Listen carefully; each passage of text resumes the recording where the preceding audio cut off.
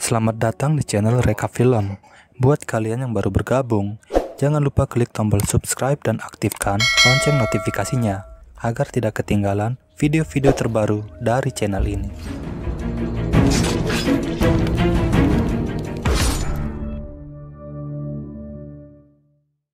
Terlihat beberapa orang pria sedang memacu kudanya dengan buru-buru.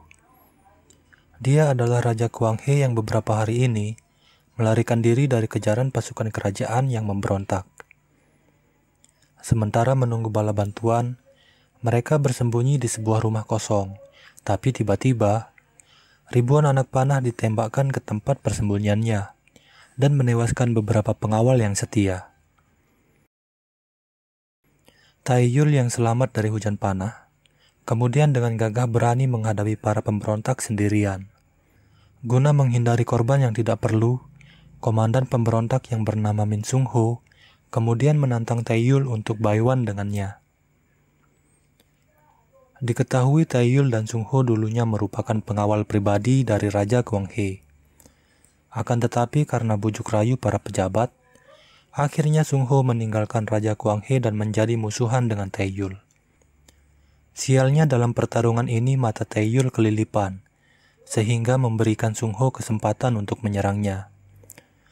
Ketika Sung Ho akan menebas Taeyul, dia dihentikan oleh Raja Kuang He yang memilih untuk menyerah. 18 tahun kemudian Taeyul hidup tenang, jauh dari pemukiman bersama anak gadisnya yang bernama Tae-ok.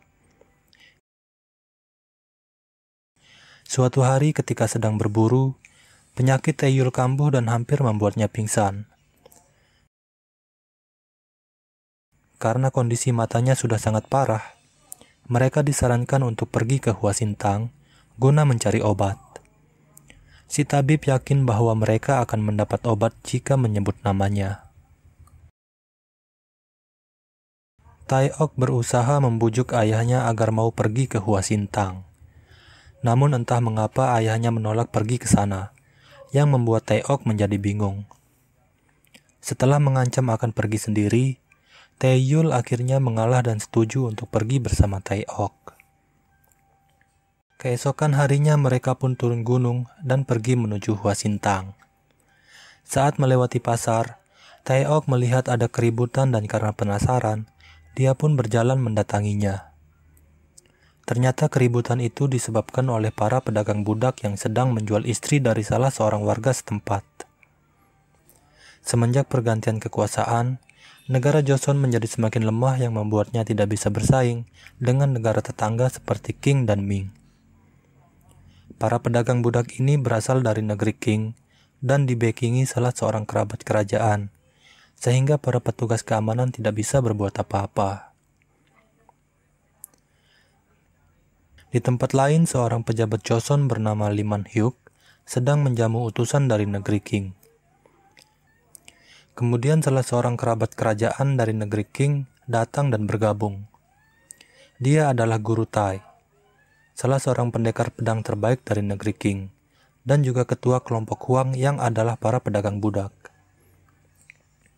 Di tengah diskusi mereka, suasana menjadi panas. Guru Tai dengan sengaja menghina kerajaan Joseon yang membuat Min Sung Ho menjadi geram. Untuk meredakan suasana, dia kemudian menantang Sung Ho melawan salah seorang anak buahnya.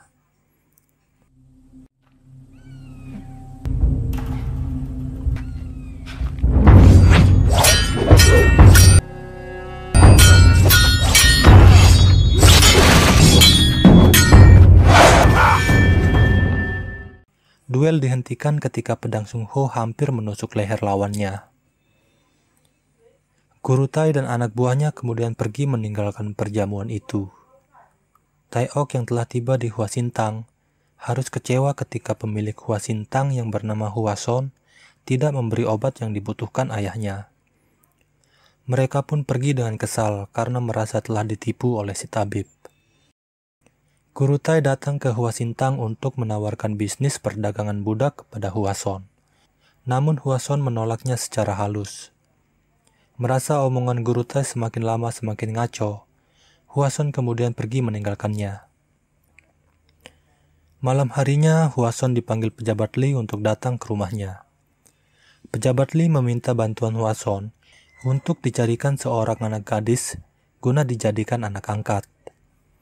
Hwason menyanggupinya dan berpikir jika Tae-ok adalah calon yang tepat. Keesokan harinya Hwason mendatangi tempat Tae-ok menginap. Tae-ok terlihat kesal ketika melihat Hwason SKSD dengannya. Hwason mengatakan bisa membantu mendapatkan obat untuk ayahnya. Mereka kemudian pergi ke rumah pejabat Li. Tae-yul yang baru pulang silaturahmi dari rumah teman lamanya tidak menemukan Tae-ok di penginapan. Setelah mengetahui bahwa Tae-ok pergi bersama Hwason, dia pun segera menyusulnya. Pejabat Li menyampaikan maksudnya untuk mengadopsi Tae-ok. Dengan iming-iming akan diberi obat yang dibutuhkan ayahnya, Tae-ok dengan senang hati menerima tawaran pejabat Li. Hwason dan Tae-ok kemudian pamit untuk pulang ke Hwasintang. Sung-ho yang baru tiba di rumah pejabat Li terlihat terpana ketika berpapasan dengan Tae-ok. Bukan karena Tae-ok cantik atau Hwason yang mirip anggota Blackpink, melainkan karena ikat rambut yang dipakai Tae-ok tidak asing bagi Sung-ho. Pejabat Li kemudian memberitahu Sung-ho bahwa Tae-ok adalah anak angkatnya. Saat tiba di Hwasintang, terjadi keributan yang disebabkan oleh anak buah guru Tai. Om-om ini menelanjangi pelayan wanita di sana dan memaksa melayani mereka. Hwason yang tidak bisa menahan amarahnya langsung menyerang bersama pengawalnya. Tapi melawan satu orang saja sudah membuat mereka tak berdaya. Tae-ok datang dan melempar si brewok dengan batu yang membuat pipinya terluka. Si brewok yang murka langsung menyerang Tae-ok, tapi tiba-tiba Tae-yul muncul dan mengatakan, namanya juga anak kecil. Dia kemudian meminta maaf kepada brewok atas perbuatan anaknya. Si brewok akan memaafkan Tae-ok jika Tae-yul minta maaf sambil berlutut. Tae-yul pun menuruti kemauan si brewok, tapi si gundul di belakang brewok langsung menyerang Tae-yul. Akhirnya Tae-yul menunjukkan kemampuannya. Si gundul dianiaya dengan hanya tongkat kecil yang dibawanya. Mereka pun hanya bisa tersipu malu karena telah menyinggung orang yang salah. Di kejauhan, Sung-ho yang melihat kemunculan Tae-yul kemungkinan sudah bisa menyimpulkan siapa sebenarnya Tae-ok. Di malam hari, Tae-yul kemudian menceritakan kebenaran tentang Tae-ok yang ternyata bukanlah anaknya. Tae-ok adalah putri dari Raja Kwanghae yang dulu dikudeta oleh para pejabatnya yang haus akan kekuasaan. Dan Tae-yul adalah pengawal yang dipercayakan untuk merawatnya. Tae-ok yang tidak ingin lagi menjadi beban bagi Tae-yul, akhirnya diam-diam pergi meninggalkan Tae-yul menuju rumah pejabat Li. Tapi, ternyata keputusannya ini adalah awal dari bencana bagi dirinya. Keesokan paginya, anak buah guru Tai menceritakan bahwa mereka telah dikalahkan oleh seorang pendekar misterius yang sangat hebat. Guru Tai yang penasaran langsung mengirim pasukan terbaiknya untuk menemukan pendekar misterius itu. Selanjutnya dia menugaskan si brewok dan kawan-kawan untuk mengundang Sung-ho ke tempatnya. Guru Tai tertarik dengan kemampuan pedang Sung-ho dan ingin agar Sung-ho bisa bergabung menjadi pengikutnya. Dia pun menawarkan harta, tahta, wanita bagi Sung-ho. Tapi Sung-ho yang setia pada tanah air beta menolak tawaran guru Tai dan langsung pergi dari sana. Sebenarnya Sung-ho sangat kecewa dengan pemerintahan yang sekarang. Para pejabat terlalu mementingkan diri sendiri dan tidak memperdulikan rakyatnya. Lebih parah lagi, dana bansos pun mereka korupsi yang notabene-nya diperuntukkan bagi rakyat miskin dan kurang mampu. Sung-ho sangat menyesal telah membantu menggulingkan Raja Kwanghae. Dia pun memutuskan pensiun dari pemerintahan dan menjalani hidup apa adanya. Di tempat lain, Tae-yul yang tidak mendapati Tae-ok di penginapan memutuskan untuk mencarinya. Saat melewati hutan, pasukan yang dikirim guru Tai menyergap dan menyerangnya. Tae-yul yang sedang buru-buru, tanpa basa-basi langsung membantai mereka. Utusan dari negeri Qing mendatangi guru Tai dan memperlihatkan surat yang dikirim oleh pejabat Li. Guru Tai menjadi murka setelah mengetahui bahwa pejabat Li ingin dia mati. Malam harinya, Kurutai datang bersama pasukannya dan membantai orang-orang di rumah pejabat Lee. Tae-ok pun diseret dan hampir mati di penggal Kurutai yang menyangka Tae-ok adalah anak pejabat Lee. Di sini akhirnya diketahui maksud pejabat Lee ingin mengadopsi Tae-ok. Ternyata dia ingin menyamarkan anak kandungnya agar selamat dari konflik dengan negara Qing. Beruntung si brewok yang mengenali Tae-ok menghentikan Kurutai dan mengatakan bahwa Tae-ok adalah putri pendekar misterius itu. Sung Ho juga datang dan meminta agar Tae-ok tidak dibunuh. Sebagai kompensasinya, dia akan bergabung dan menjadi pengikut Kurutai. Di Hwasintang, si Gundul mengamuk dan menyiksa Hwason. Dia ingin menemukan dan membalas Taeyul yang telah mempermalukannya. Tidak lama kemudian Taeyul muncul dan langsung menghabisi si Gundul tanpa perlawanan. Taeyul datang untuk mencari Tae-ok yang kemudian langsung diajak Hwason pergi ke rumah pejabat Lee. Sampai di sana, mereka hanya menemukan barisan mayat yang berjejer rapi seperti ikan teri.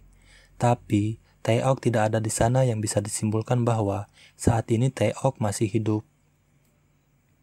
Taeyul kemudian menanyakan tempat berkumpulnya para pendekar pedang yang dijawab oleh Hwason, kedai arak. Taeyul pun pergi ke sana dan mengobrak-abrik tempat itu. Di sana dia mendapat informasi bahwa Tae-ok telah dibawa oleh para pedagang budak. Taeyul kemudian melanjutkan pencariannya ke markas para pedagang budak. Tapi, setelah melakukan pembantaian dan melepaskan para budak yang ditahan, dia tetap tidak menemukan Tae-ok. Beruntung ada salah seorang pedagang budak yang selamat dikarenakan ketika teman-temannya dibantai, dia sedang menunaikan hajatnya di semak-semak. Dia pun akhirnya membawa Taeyul ke lokasi Tae-ok dikurung, yang ternyata adalah rumah di mana utusan dari negeri Qing tinggal. Di kediaman utusan dari negeri Qing, pejabat Lee datang membawa pasukan kerajaan dan memberi ultimatum agar Kurutai segera diserahkan. Jika tidak, pasukan pejabat Lee malah dibantai dalam sekejap. Si brewok yang melihat Taeyul tiba-tiba muncul, langsung melemparkan senjatanya. Si brewok dan rekannya masih tidak bisa mengalahkan Taeyul. Pasukan bersenjata tiba dan membantu si brewok. Lagi-lagi kembali Taeyul harus melakukan pembantaian. Para penembak tidak bisa melumpuhkan Taeyul yang pergerakannya gesit dan irit. Taeyul membunuh pasukan itu satu persatu tanpa kesulitan. Tapi, pasukan pembunuh Kurutai yang terlatih membuat Taeyul bertarung habis-habisan. Beberapa kali dia harus rela terkena sabetan dan tusukan yang tidak bisa dihindarinya.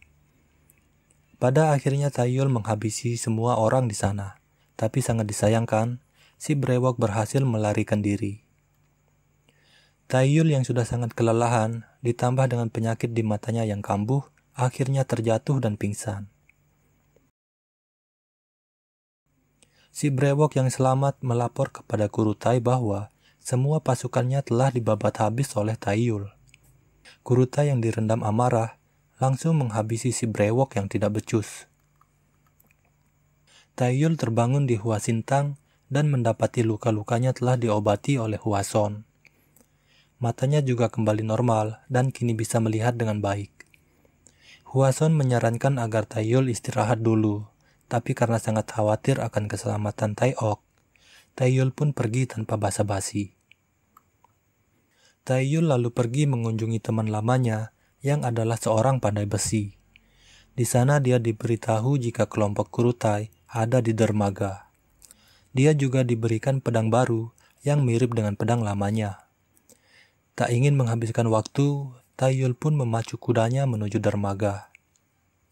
Sampai di dermaga, dia dihadang oleh Sung Ho yang memintanya untuk menyerah, tapi Taeyul pun bertarung kembali melawan Sung Ho setelah sekian tahun lamanya. Namun Taeyul yang dulu bukanlah yang sekarang. Taeyul mengalahkan Sung Ho tanpa membuatnya terluka, tapi Kurutai muncul dan membunuh Sung Ho yang dianggap tidak berguna. Kurutai kemudian menantang Taeyul untuk bayuan dengannya. Jika Taeyul menang, maka Tae-ok akan dibebaskan tanpa syarat. Taeyul pun mengikuti Kurutai ke arena di mana telah hadir utusan dari negeri King, Sung Ho dan pengawalnya, dan Taeok yang dijaga ketat oleh harem Kurutai. Melihat Taeok yang diperlakukan layaknya hewan peliharaan, membuat Taeyul tidak fokus melawan Kurutai. Beberapa kali dia terkena sabetan pedangnya, tapi dengan semangat baja dan tekad besinya, Taeyul berhasil menipu pergerakan Kurutai untuk mendekati Taeok dan menebas leher harem Kurutai. Kurutai yang kalap melihat haremnya terkapar, menyerang dengan membabi buta tanpa memperhatikan kode etik perpedangan yang membuat lehernya tersayat dan dadanya tertusuk pedang Taeyul yang mengakhiri hidupnya. Selesai sudah perjalanan Taeyul menyelamatkan anak gadisnya dari perbudakan. Akhirnya mereka kembali lagi ke gunung, di mana mereka menjalani kehidupan dengan damai. Dan film pun